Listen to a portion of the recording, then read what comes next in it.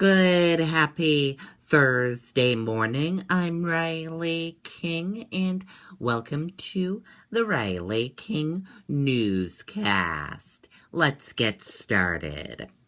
First up, Dover Medical Marijuana Dispensary to open. A medical marijuana dispensary will open in Dover on Thursday, officials said.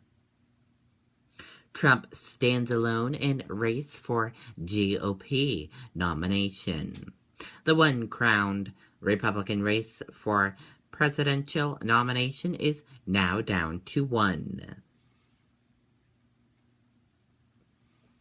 In New Hampshire and nationally, who's the GOP establishment now?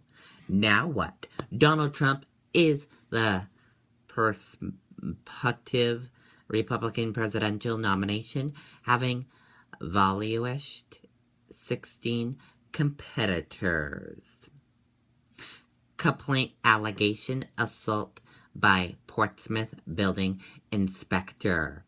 A contractor has filed a police complaint alleging he was assaulted by Portsmouth chief building inspector in April during a tense meeting in City Hall.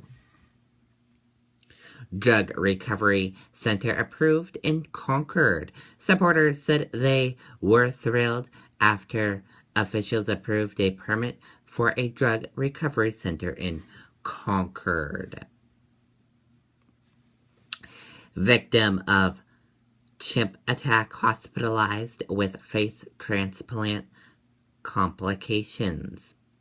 The Connecticut woman who underwent a face transplant 5 years ago after being attacked by a chimpanzee is back in a Boston hospital after doctors discovered her body is rejecting tissue from the transplant.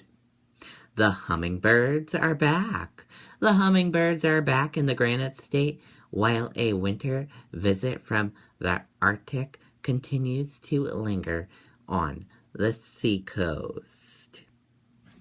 John Kasich suspends presidential campaign. John Kasich announced that he is suspending his presidential campaign Wednesday evening. Raymond police investigating burglary. Raymond police are investigating an attempted burglary Wednesday night. Police investigation Dover's man's death. Dover Police and Medical Examiner's Office are investigating the death of a 28-year-old man. With Trump now prospective nominee, GOP insiders weigh in. When former U.S. Senator Scott Brown endorsed Donald Trump a week before the first in the nation primary, there were still nearly a dozen GOP candidates. Today, Trump stands alone. Courageous Granite Staters honored at Heroes Award.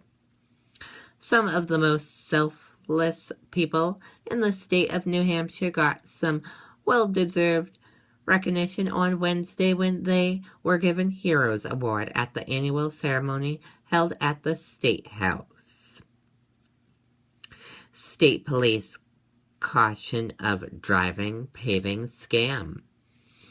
State police are seeking information after a Springfield resident fell victim to a driveway paving scam. After Trump win, Ayotte plans to support him, spokeswoman says. The morning after Donald Trump became the presumptive presidential nominee of the Republican Party, U.S. Senator Kelly Ayotte through a spokeswoman made it official that she plans to support him. what the Kush thinks about Trump now. Republican donors want nothing to do with Donald Trump. On Wednesday morning, the prospective GOP nominee, who has largely self-financed his presidential bid so far, announced that he would soliciting checks from small contributors and would soon make a decision about whether to accept big contributors from the ranks of the Republican mega donors. Justice Department says NC's bathroom law violates civil rights. The Justice Department has sent a letter informing the state government in North Carolina that the state House bill to violate the U.S. Civil Rights Act. The department gave the state until Monday to respond to the letter by confirming that the state will not comply with or implement HB 2.